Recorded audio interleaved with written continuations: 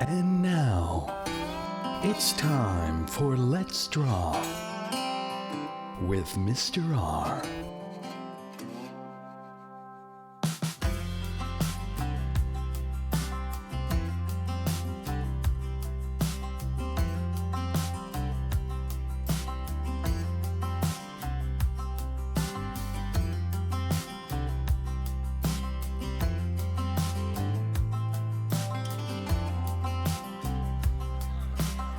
Morning and welcome to another episode of Let's Draw. I'm here at an undisclosed lake. My friends and I have been coming here for years. Every May we come here to fish for pike. And so I had to get up very early this morning, 3:30 in fact, because I wanted to be the first one here, and my two friends Ken and Carl should be along shortly. Hope that we catch some pike today, because I never met a pike that I didn't like. That's a joke. And let's draw a pike. Okay, let's settle in and start drawing the pike. If you remember from previous lessons, all you need is a HB pencil. I got a bunch of these from the dollar store. If they have an eraser on them, that's great. If they don't, try and get yourself one of these kneaded erasers. They're really good for erasing and shading. So we will begin.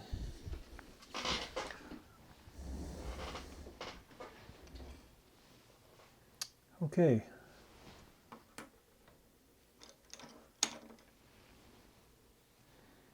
Okay, with the pike, we're going to start with, I'm going to have him coming in from the left, or her. The bigger pike are the females, and those were the ones we were hoping to catch today, because they are a lot bigger. We had a pretty good day fishing today. We had my friend Ken, he caught a one, I don't know, it was about 6 or 7 pounds. In Alberta here, the fishermen tend to go by inches. I went fishing with my grandfather in Ontario a lot, and we used to measure fish or think of them in terms of pounds, how many pounds they were.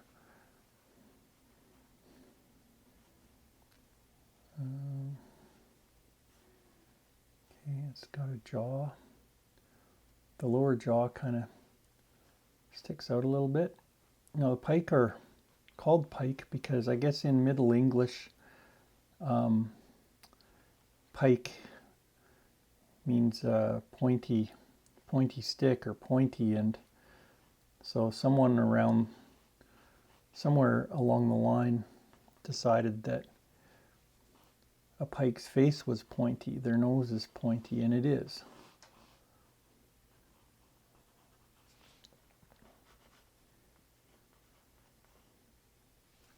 Now, as I was saying, I caught a couple today that were on the small end. They were, I don't know, a few pounds. Ken caught one that was about 6 or 7 pounds. What was interesting about that fish is that it had just,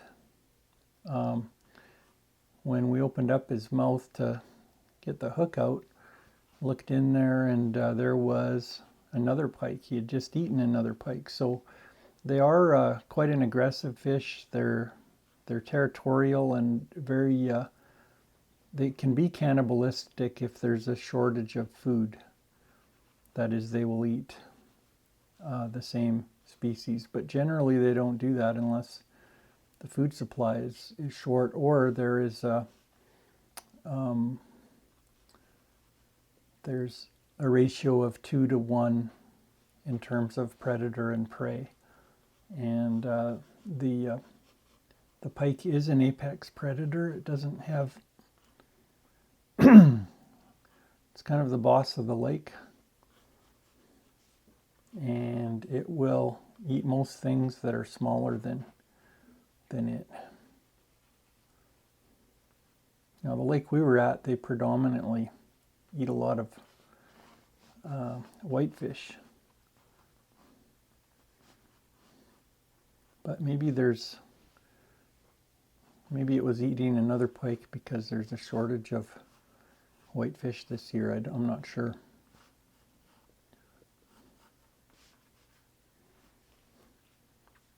Now, their head is very much like an alligator, and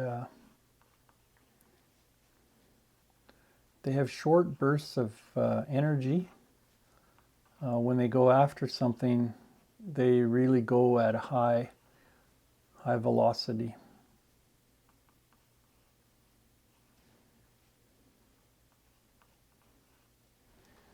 Okay, we'll see how this is going.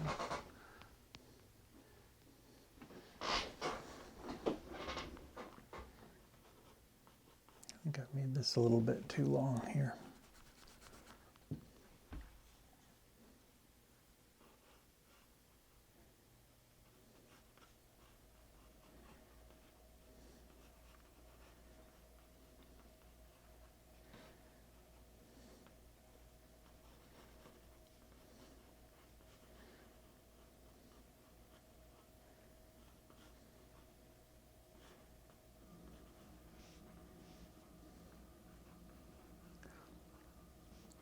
Now, I learned to fish from my grandfather, who lived in Thunder Bay, and that's in Ontario.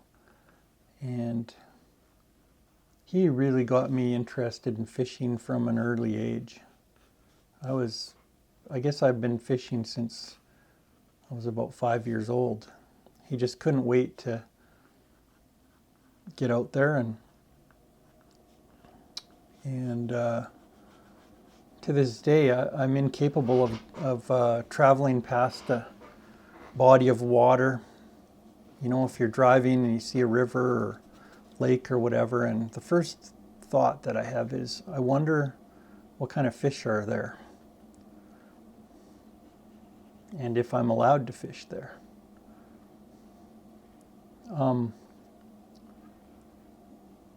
When I was about 13, my grandfather phoned me, around Christmas time, and he said, "Would you like to go ice fishing? Would you like to come out to Thunder Bay to go ice fishing?" And I said, "Sure." That sounded awesome. And more than anything, he really wanted me to catch a big fish. I mean, it was nice to catch all the fish that we caught, but he really thought that I needed the experience or would totally enjoy catching a big fish. And so I flew out there, and during school break or whatever it was, and I got there, and he and I fished. He had snowmobiles. He and I ice fished for days, probably 10 days straight. We'd go to a different lake. We'd get up about 4 in the morning. We would go. It would be really cold, I remember, and dark, and we would get to the lake. We would drill holes, and we did this for about 10 days. We didn't catch anything substantial. We may have caught a few small perch, that kind of thing. But by the 10th day, I was getting pretty tired and pretty, I would say, discouraged, because he wanted so badly for me to catch a big fish. So So it was like on the 10th day or 9th day, I can't remember, before I had to go back. I had to fly back to Calgary, and we were packing up our stuff, and my grandpa's friend was also with us, and they felt really down. The morale was pretty low because we set out to catch a big fish and it just wasn't happening. So lo and behold, one of the flags on the holes went down as we were packing up. I went running over there and I started pulling the line in with my hands. We used our bare hands because we didn't use fishing rods for ice fishing. And so my grandfather came running up, and he felt the line, and it was really tight, and he said, "Wow, you've got a dandy." So whenever he said that, I knew that it had to be a big one. We were very excited, so I started pulling it in, got it right up to the hole, could see his face, which filled up the hole's 8 inches wide.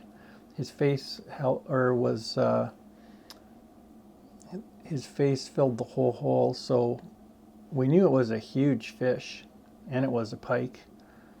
And as soon as it saw us, it just hightailed it down in the hole, broke off the line, 20-pound test line, quite easily. And my grandfather was just absolutely sick about it. Not in a good way, just really discouraged or sad that here was our chance and it seemed like we blew it. And so we were still packing up, and the same thing happened. The exact same thing. It was a replay of what had just happened. And we couldn't believe it. So we were doubly sick. And I tell you these stories, and they're true. If there's one thing my grandfather always said to me is, always tell the truth. And it seems like that's a big order these days, is just being honest. But anyway, yeah, that really happened. So it got off a second time. But as if the second time wasn't enough, it happened one more time. And this time my grandfather's friend, whose name was August, he had a gaff hook, which is a wooden pole with a hook on the end of it. And this time when we got the fish up to the hole, he put the hook under his gill, this part here, and he pulled it out of the hole. And I couldn't believe it. It was the biggest, I'd say one of the biggest moments of my life, because I remember I just collapsed on the ice. My knees just gave out from underneath me. It was such an amazing experience. So I hope that you, if you like fishing, that you get that chance of catching a big fish. It was really amazing experience. And so when I got back to Calgary, my grandfather told me that he was getting it mounted. So he got it mounted, and I've taken that fish everywhere I've moved. You know, if I've moved 20 times or whatever in my life, it's always come with me because it means a lot to me. And that fish, it's looking pretty ratty. There's fins falling off and everything like that, but it means a lot to me. So getting back to the drawing here of the pike, I think we're just going to let his fin go right off the page there. I didn't account for that when I started drawing it, but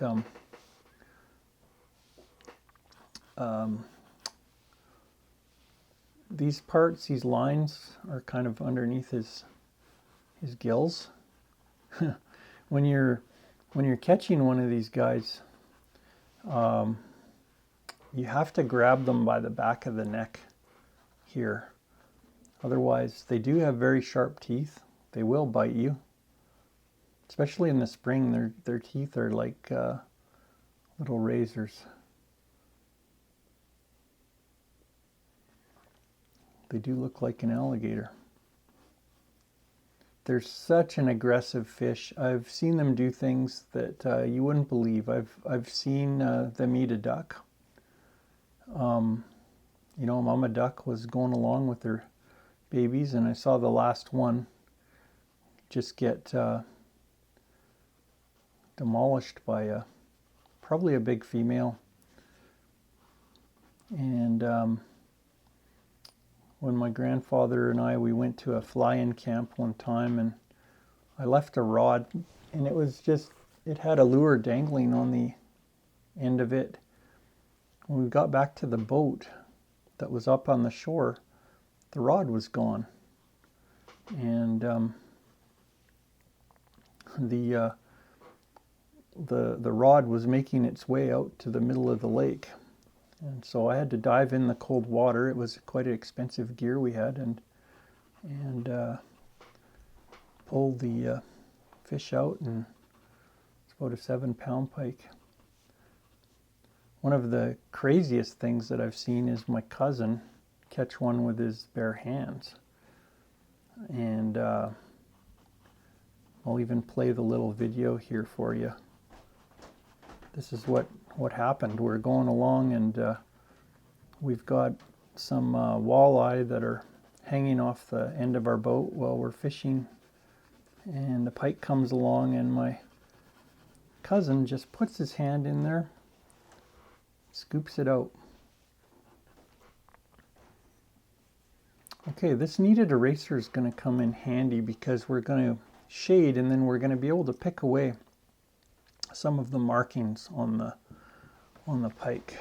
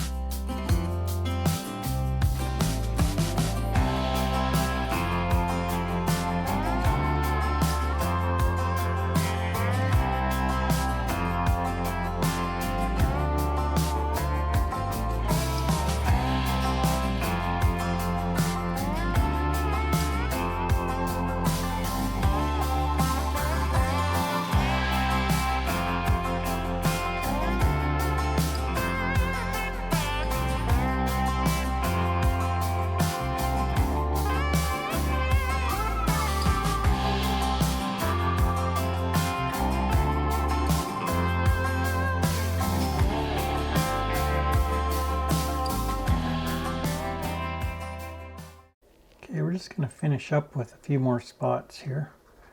And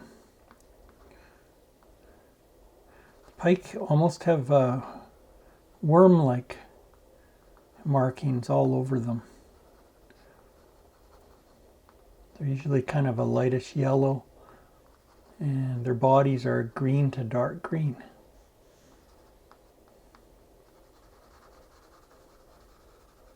Now I've done a lot of paintings and sculpture and whatnot based on my experiences at this particular lake in southern Alberta. And I'll show you a few as this video as we wrap it up.